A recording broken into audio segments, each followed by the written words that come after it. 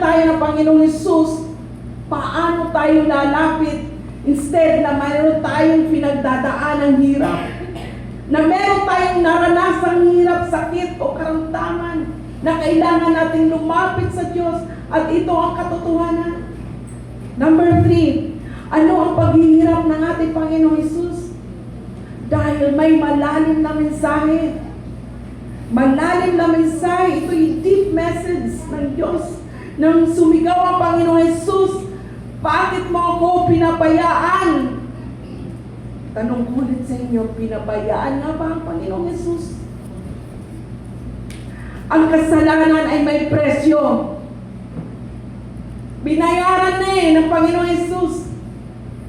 Binayaran, pinubos tayo sa ating mga pagkakamali.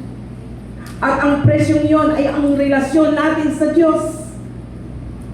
Pero pinili niya na siya ang mawala nito para tayo ay makabalik sa Kanya. Sa mga nakikinig sa oras